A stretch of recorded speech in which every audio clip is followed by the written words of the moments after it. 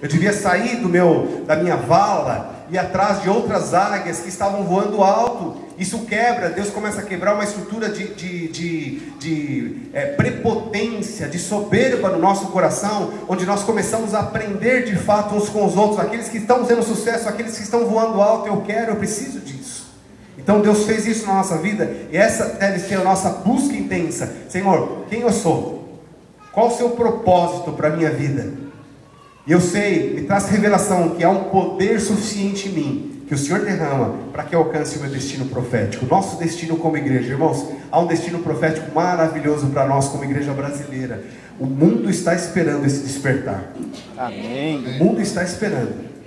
O planeta está esperando o despertar da igreja brasileira. E esse momento está chegando, em nome de Jesus. Em nome de Jesus. Então, o primeiro passo aqui é exatamente nós ouvirmos isso. Eu acho que o Espírito Santo tem usado demais esse mover de conferência, porque aqui na conferência nós somos chocados. Eu sei que a conferência só está começando, como diz o Sabal, melhor ainda está por vir. O pastor Epe está chegando, né? Melhor ainda está por vir. Mas eu sei que Deus já tem chocado demais o nosso coração aqui nessa conferência. Eu particularmente tenho sido assim desde a primeira palavra que eu vi. Deus tem mexido de novo com as minhas estruturas. Eu gosto demais desse ajuntamento, eu gosto demais. Nós temos que pagar um preço de fato, irmãos, para estarmos juntos, para ouvirmos, para andarmos com os pastores, para andarmos com aqueles que sejam um passo a mais na nossa frente. Nós precisamos pagar um preço, precisamos ouvir isso, porque isso quebra a estrutura. É como ficar lá dizendo para a águia: você é uma águia, você é uma águia, você precisa voar, você pode voar. E essa palavra tem poder nas nossas vidas. Então, isso também, pensando em igreja local, uma das coisas que nós precisamos fazer muito é usar o púlpito alinhado com aquilo que Deus está fazendo. Nós precisamos saber o que Deus está falando. Assim como Jesus diz: eu não faço nada a não ser aquilo que eu vejo meu Pai fazer. Então, para nós transicionarmos uma igreja, quebrarmos essa corrente invisível que prende a igreja, queridos, nós precisamos estar como líderes, como pastores. Nós precisamos usar o púlpito alinhado com o céu. O que Deus está falando? O que Deus quer para essa igreja? Eu confesso que um dos sinais que nós estamos indo no caminho certo, quando eu comecei a entender esses princípios, a pregar isso para a igreja, eu tive alguns irmãos que vieram me repreender: puxa, mas você não sabe falar outra coisa, não tem outro assunto para você falar, você só fala disso, só fala sobre discipular, só fala sobre ganhar, só fala sobre consolidar, só fala sobre amar as pessoas, não tem outro assunto, a gente precisa de outras coisas. Aí eu entendi, eu estou indo no lugar certo, estou indo no caminho certo. Porque, queridos, quando nós começamos, porque para uma águia sair da sua vala e voar, não é confortável. A musculatura não está preparada para isso. Ela ficou enferrujada durante muito tempo. Então, esse tipo de palavra, para algumas pessoas, ele passa a ser até ofensivo, porque está te tirando de uma estrutura, está tirando de um lugar de conforto, do seu lugar fácil, do seu lugar, da sua tendência natural. Então eu comecei a entender e sempre buscar isso de Deus. Olha, queridos, e quanto mais nós falamos, mais nós temos para falar. Mas esse é um princípio imprescindível: alinhar o púlpito com a voz de Deus. O que Deus está falando? O que Deus está falando? É isso que eu vou falar. É isso que nós vamos ministrar. É isso que nós vamos pregar. O segundo ponto para o despertar desse DNA é o desejo. É o desejo. O interior precede o exterior. O desejo, queridos, é tão importante para Deus que a Bíblia fala que se um homem casado olhar para uma mulher desejando no seu coração, ele já cometeu adultério. Então o que Deus está dizendo? O desejo para Deus é muito importante. Nós precisamos desejar ardentemente. O desejo nos impulsiona, o desejo nos faz inclinar o coração, o desejo nos faz romper as barreiras, o desejo nos leva a pagar o preço para que algo aconteça nas nossas vidas. Já vi algumas pessoas falando sobre a visão do MDA e achando que é muito fácil. Eu vi uma vez um pastor em Santarém falando: puxa, mas isso aqui é que nem coelho, você bota um casalzinho lá, daqui a pouco tem um monte, tá? Pois é, vamos ver. Até que ele começou a aplicar, não demorou 6 meses, ele desistiu, porque é difícil. É ou não é, Alginon? É difícil. É muito mais fácil nós ficarmos no gabinete preparando para para pregar, escrevendo, elaborando sermões. De vez em quando a situação aperta, aí você atende um, atende outro. É muito mais fácil. É muito mais fácil. Mas quando nós temos um desejo ardente, nós pagamos o preço.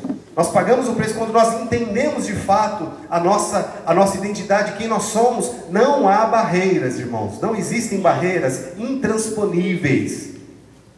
Então o desejo precisa ser despertado na nossa vida. Quando nós fazemos algo em que o nosso coração está envolvido, nós realmente atingimos o interior das pessoas. Quando o nosso coração se envolve com aquilo, quando o nosso coração foi cativado, há um desejo ardente no nosso coração, de fato nós vamos tocar o interior das pessoas. Isso é um fator imprescindível. O nosso coração está inclinado para isso, não só a mente. O primeiro nível é o nível de conhecimento, mas o segundo nível é o nível de desejo. Se o nosso coração se envolver nessa obra, de fato nós vamos tocar o interior das pessoas e nós vamos levantar um exército contagiante. Em nome de Jesus, eu creio nisso.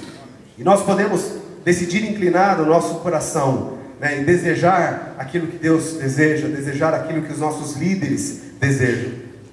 E o terceiro e último aspecto desse despertar do DNA é a ação. Eclesiastes 5:3 diz assim: porque dos muitos trabalhos vêm os sonhos, e do muito falar as palavras nécias. Na NVI, esse texto diz assim: das muitas ocupações brotam os sonhos, do muito falar nasce a prosa vã do tolo. Então, em outras palavras, queridos, para nós despertarmos o DNA na nossa vida, nós precisamos, como pastores, botar a mão na massa. Aqui eu vejo um ponto muito importante, que existem igrejas que têm dificuldade, de fato, para despertar esse DNA, porque os pastores estão delegando essa função para bons líderes, para bons auxiliares fazerem. Mas se nós, de fato, não colocarmos a mão na massa, se o líder, se o pastor principal, de fato, não for liderar uma célula, não for se envolver com as pessoas, não discipular um a um, não se envolver de cabeça, se ele não colocar a mão na massa, não vai voar, essa águia não vai voar. Nós já temos muitos exemplos nesse sentido. Então, algo que nós precisamos nos envolver nesse processo todo. Até eu confesso que no início eu sempre estive disposto a colocar a mão na massa, porém eu não peguei a metodologia da forma correta, como deveria, e eu rapidamente multipliquei muitas células, sem estar de fato envolvido na liderança de célula. Eu tive problema, depois nós tivemos que voltar, porque nós precisamos colocar a mão na massa. A primeira célula bem sucedida deve ser a célula do pastor, deve ser a célula onde o pastor está envolvido, onde a pastora, a esposa do pastor está envolvida.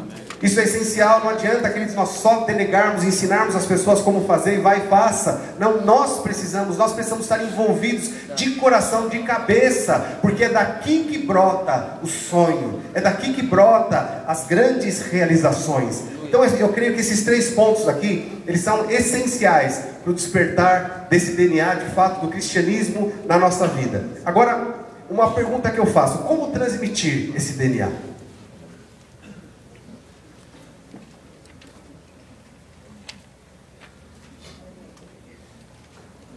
Como transmitir o DNA? O primeiro ponto aqui importante, queridos, que não dá para dar aquilo que eu não tenho. Para transmitir, eu preciso estar carregado disso na minha vida. Eu preciso estar carregado dessa paixão, carregado dessa unção na nossa vida. Quando nós estivermos carregados disso, fatalmente nós vamos transmitir isso com muita facilidade e naturalmente para as pessoas. Porque eu tenho certeza que quando você gerou o seu filho, o filho biológico que você tem, você não se esforçou para imprimir nele as suas características. Quando você percebe, ele está lá andando do jeito que você anda, às vezes falando do jeito que você fala, às vezes fazendo até aquilo que você não gostaria que ele fizesse, mas é igualzinho que você faz. É interessante, isso tudo é transmitido naturalmente. E aqui eu quero tocar num assunto muito importante, num ponto muito importante. Eu quero terminar com esse assunto aqui, queridos. Essa transmissão do DNA é algo essencial. E voltando naquilo que Jesus fez, como que Jesus transmitiu isso? Ele gerou os seus filhos, ele gerou os seus discípulos. Ele caminhou junto com eles, ele investiu a sua vida na vida desses discípulos.